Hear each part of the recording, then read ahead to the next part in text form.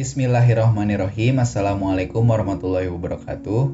Izin memperkenalkan diri, saya Muhammad Rega Sugilar, mahasiswa program studi komunikasi penyiaran Islam kelas 3C dengan NIM 12140200095. Komunikasi merupakan salah satu aspek penting dalam kehidupan manusia. Melalui komunikasi, kita dapat menyampaikan informasi, perasaan, dan ide-ide kepada orang lain. Namun komunikasi tidak selalu berjalan lancar. Ada kalanya kita merasa tidak dapat mengerti apa yang ingin disampaikan oleh orang lain atau sebaliknya.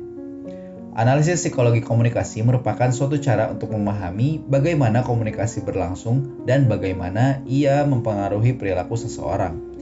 Dalam video ini kita akan membahas bagaimana seorang dai dapat menggunakan komunikasi secara efektif untuk menyampaikan pesan-pesan spiritualnya kepada umatnya, serta bagaimana komunikasi dapat mempengaruhi bagaimana umat memahami dan menerima pesan-pesan tersebut.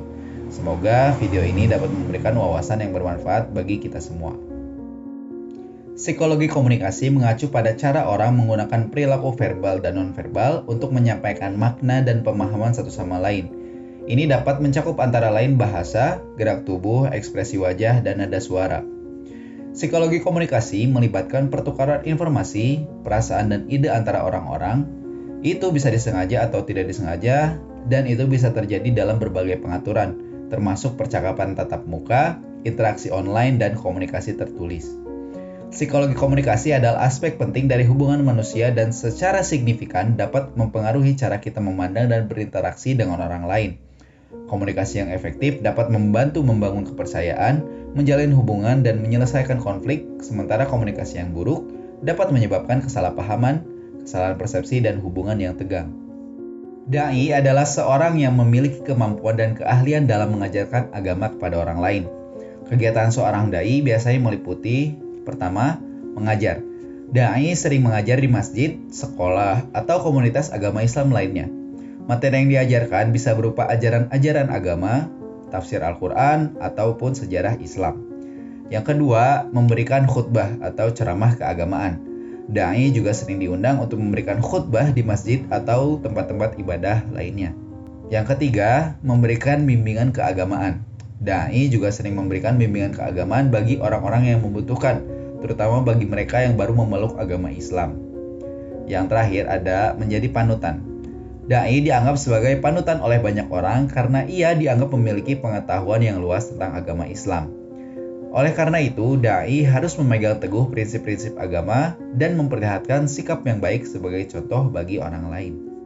Kemudian di sini terdapat beberapa fungsi, peran, dan saran terkait hubungan seorang dai dengan kemampuan komunikasi psikologisnya, yaitu: yang pertama, peran tokoh agama dalam memfasilitasi komunikasi yang efektif.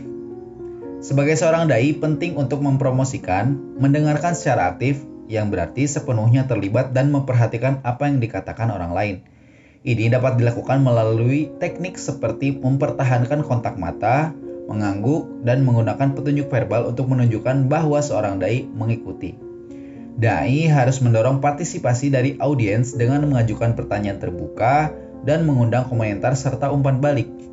Ini dapat menciptakan rasa kebersamaan dan membantu menumbuhkan pemahaman yang lebih dalam tentang topik tersebut. Perhatikan dinamika kelompok dan cobalah untuk menciptakan lingkungan yang aman dan ramah bagi semua anggota umat yang mendengar pada saat itu. Ini dapat melibatkan penetapan batasan yang jelas, mengatasi konflik secara konstruktif, dan terbuka terhadap umpan balik. Yang kedua, dampak komunikasi nonverbal pada pengalaman religius mad'u. Komunikasi nonverbal seperti bahasa tubuh, kontak mata, dan ekspresi wajah dapat menyampaikan makna dan emosi dengan cara yang tidak dapat dilakukan oleh kata-kata. Sebagai seorang dai, ia dapat menggunakan isyarat ini untuk menciptakan rasa koneksi dan keaslian dengan para jamaah. Ia harus berhati-hati dengan pesan yang dikirim oleh isyarat nonverbal dan mencoba menggunakannya dengan cara yang konsisten dengan kata-kata dan niat. Seorang dai hendaknya memperhatikan isyarat nonverbal orang lain di para jemaah, karena ini dapat membantunya untuk lebih memahami dan menanggapi kebutuhan dan emosi mereka. Yang ketiga, faktor psikologis yang dapat mempengaruhi komunikasi dalam lingkungan keagamaan. Emosi, keyakinan, dan nilai semuanya dapat membentuk cara kita berkomunikasi dan menafsirkan pesan orang lain. Sebagai seorang dai, penting untuk menyadari faktor-faktor ini dan berusaha untuk menciptakan lingkungan yang aman dan terbuka di mana semua anggota jamaah merasa dihargai dan didengar. Ia harus bersikap inklusif terhadap umpan balik dan bersedia mendengarkan perspektif yang berbeda, bahkan jika itu berbeda dari perspektif seorang dai itu sendiri. Hal ini dapat membantu menciptakan rasa percaya dan pengertian dalam jamaah tersebut. Yang terakhir, penggunaan teknologi dalam komunikasi di lingkungan keagamaan. Teknologi dapat menjadi alat yang ampuh untuk memfasilitasi komunikasi dalam komunitas agama, tetapi juga memiliki keterbatasan. Seorang dai harus mempertimbangkan keuntungan dan kerugian bila menggunakan berbagai jenis teknologi seperti media sosial, konferensi video, dan platform online. Misalnya, teknologi ini dapat mempermudah untuk terhubung dengan orang-orang yang tidak hadir secara fisik, tetapi teknologi tersebut juga kadangkala dapat menimbulkan gangguan yang mempersulit untuk terlibat sepenuhnya dengan orang lain. Seorang dai harus mengembangkan strategi untuk memaksimalkan keefektifan teknologi dalam komunikasi dengan jamaah, seperti menetapkan batasan yang jelas, memperhatikan audiens, dan menyadari potensi kesalahpahaman atau miskomunikasi. Dalam video ini, kita telah membahas bagaimana seorang dai dapat menggunakan komunikasi secara efektif untuk menyampaikan pesan-pesan spiritualnya dan bagaimana komunikasi dapat mempengaruhi bagaimana umat memahami dan menerima pesan-pesan tersebut. Semoga video ini dapat memberikan wawasan yang bermanfaat bagi kita semua. Saya Muhammad Rizal Sugilar mengucapkan terima kasih. Wassalamualaikum warahmatullahi wabarakatuh.